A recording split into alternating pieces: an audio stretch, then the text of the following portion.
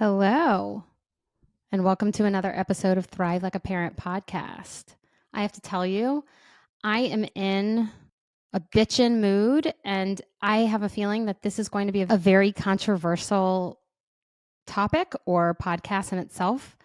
But I'm totally okay with going there because it has to be said. We have to discuss these things because this is part of getting to the solution. So, I went on a vacation last week. And when I do that, I very much do a digital detox. And I learned a few things about myself last week. I learned that my posture has gone to shit.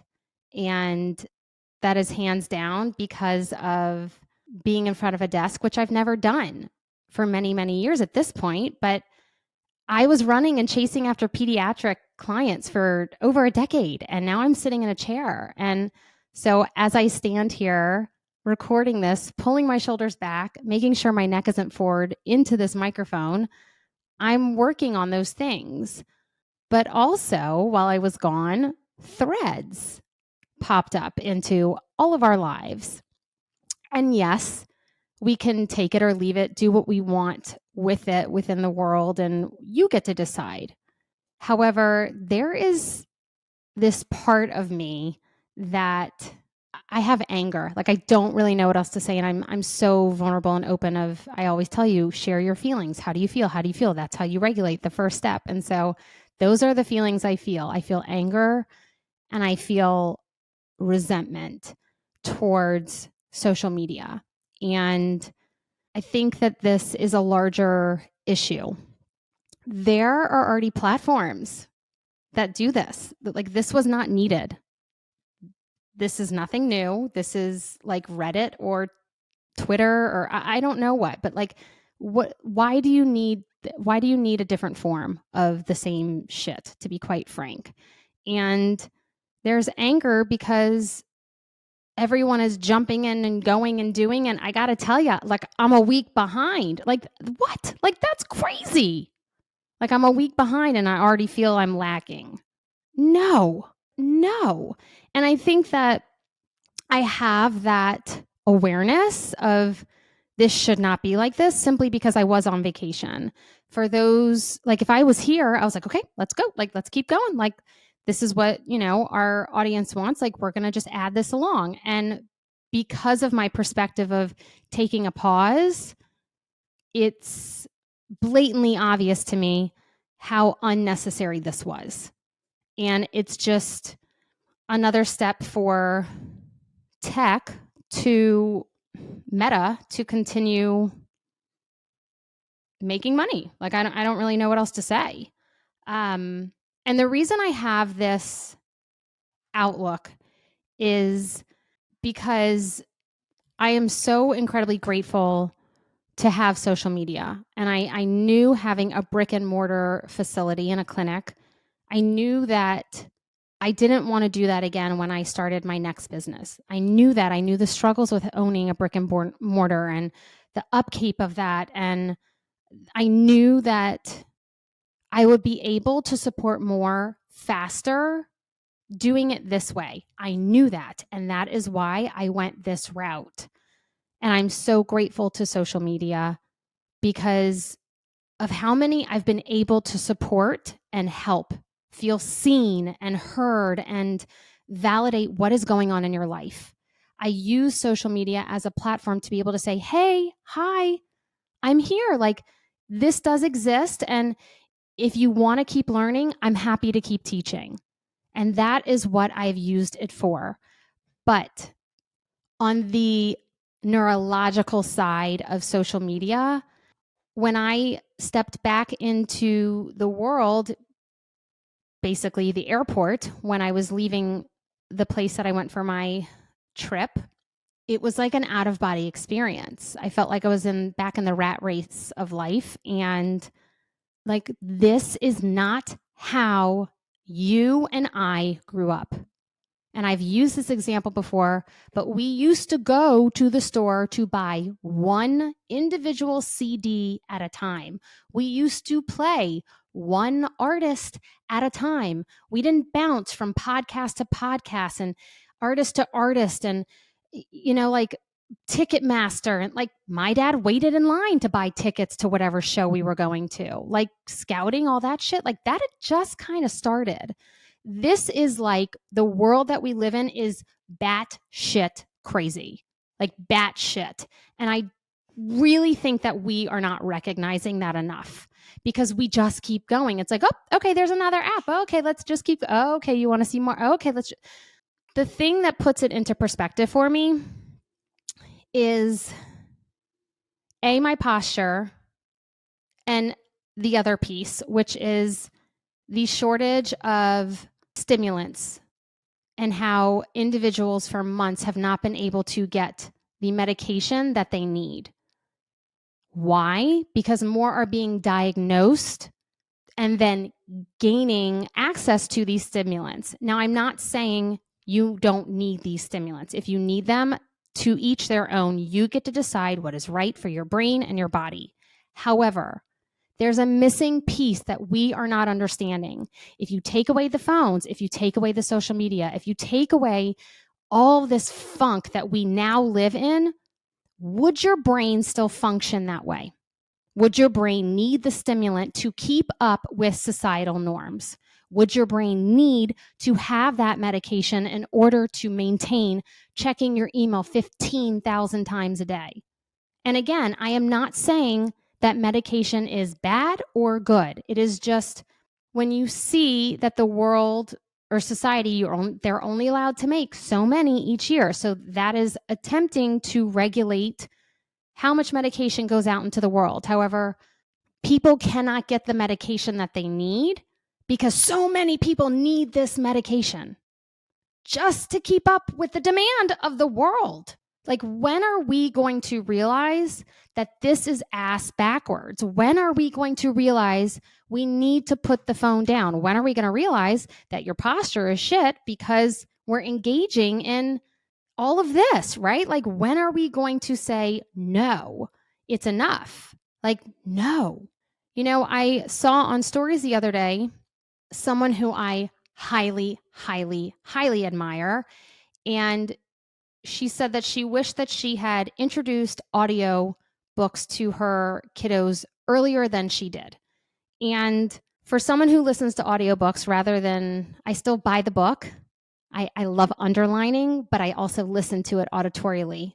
That's how I do much better with books, is listening to them. And so I love that audiobooks are now a huge thing. Back in the day, if you needed an audiobook, you would get a cassette player, and it would be through like the Deaf and Blind Association. Like, there wasn't much of that around. Literally, while we were kids, like that's how you got books on tape. Literally cassette tapes. But it's still a device. It's still a platform of social media, if you like. It's still a way for us to gain all this information through visual stimuli. And the slowing down and process of reading a book will slow your brain down to the point of regulation. For example, when I am on these trips, usually I listen to my books at 2x. I'm just used to that. And I love craving the information and getting it in. But my brain functions at that rate where it's like, yep, I can hear everything they're saying. Yep, like let's keep going. When I'm on these trips, every single time I end up slowing down my books because I'm like, that is giving me a headache. Like, that is too much. That's way, way too fast. And so it goes to show how I function on a regular basis, probably throughout the year, more of like a go, go, go, go, go. Yes, there's other stimuli like my children, and I need to be go, go, go, go, go. But it just helps you understand the level at which our brain should be functioning. It should be functioning. Does that mean that's how we are functioning? No. And when you are dysregulated, when you are trying to keep up with, it's not societal norms or keeping up with the Joneses. It's literally at this point to possibly even keep your job. Like, you got to check the email, or your boss, wants you to be available at all times. Like, these are norms. This isn't social norms. Like, this is just expected at this point. It is just expected. And I truly believe that is why a lot of us feel that we have brain fog and dissociations and where we feel like we're forgetting everything, word finding issues, and where you literally feel like you have ADHD, whether you do or not. Whether you do or not. And as more and more and more individuals get diagnosed with this and then get the medication they need, think about this. If there are so many people in the world that have that diagnosis or need and require that medication to keep up with life, why are we calling it a disease? Like, why are we calling it a disorder? At this point, this is literally how we're training our brains to function. And if we're training our brains to function this way, that is the way that our children will see that they are supposed to function. So no wonder your child is also dysregulated. Like it just keeps rolling, right? Rolling down the hill. Like it's like pinballs or like bowling. Like it's just boom, boom, boom, boom, boom. And I don't know the answer. And I think that's why I have so much anger and resentment, because I can't believe I'm getting teared up, but like that's how much I care. And that's how upsetting it is to kind of sit back and be like, this is not going well. Like this is so disturbing, if you will. Like, where are our children going to be when they're adults? Right? Like, we don't just have movie theaters anymore. We have like movie theaters on steroids where you pay for $60 nachos and like $30 popcorn, and they recline and they this and they that. Like, no. A regular movie theater, what's that? Like, nope, we're not going to go unless we can recline.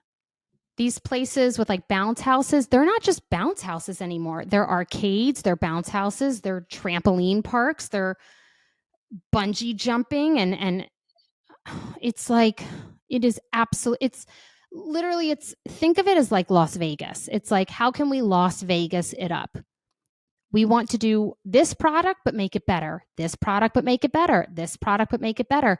How much better can we make things? Like, how much farther can we go before things combust, or before we recognize that things are already combusting?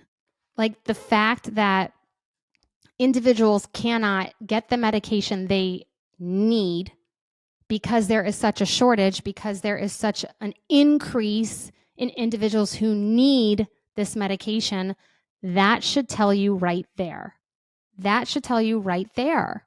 And I'm sure you're like, oh God, this is like highly depressing to listen to this, but like, it's not getting any easier. It's harder for individuals to find jobs. Things are astronomical and cost an arm and a leg at this point. Like, I don't know how our next and next and next generation are going to do this unless we finally say, no, I'm not playing that game. And that is why I believe that so many individuals are finally starting to do homesteading and buying land and honestly boycotting. Some people, I don't know if you follow anyone in this realm, some people literally call the world that you and I live in, they call it the Matrix. Like, we live in the Matrix. Basically, we live in a circus, and they have stepped away and said, I'm not living like that. I am boycotting. I am choosing to not live in that environment anymore. I'm going to make my own crops and know what I'm putting and digesting into my body. I am going to harvest my land and have animals and listen to the sound of water and streams and beautiful trees and surroundings, and homeschool my child. And like, there are handfuls and handfuls and handfuls of individuals choosing to do this more and more and more and more. And I know hands down that so many now have chosen to homeschool over traditional schooling since COVID. Like, so many have moved to that. And like, let's go to education. Like, if you don't realize that your teacher is hands down a part of raising your child, hands down, during the school year, your child is with your teacher more during our days than you at times, right? Add in sports and tutors and this and that. Like, they have a hand in who our children become. And they're not paid enough. They're not well respected enough. They're not given the credit they deserve. We as parents place so much pressure on them Nonetheless, also, if you get someone as a teacher who you're like, oh, my child doesn't vibe with, maybe next year. No, like that's an entire year's worth of brain development. An entire year. That doesn't just get to be something that's like, they didn't mesh well, maybe next year. Like, no, this matters. It matters. And again, I have like absolutely no idea what the answer is. The only answer I do know is that regulation works. And I do know that that's brain health. And I do know that when you are regulated, you don't have as much brain fog. You don't have the hustle bustle and like you don't. Yes, I'm telling you that I function at a different rate versus when I'm on a vacation. I can tell you before I started this work, I was a hell of a lot different. I was all over the place. I was like a tornado of ups and downs and crashes and burns and highs and lows. And I was all over the place. But I now know how to support my brain despite what is going on in the world, so much so that I can step back and say, wow, this is not going well.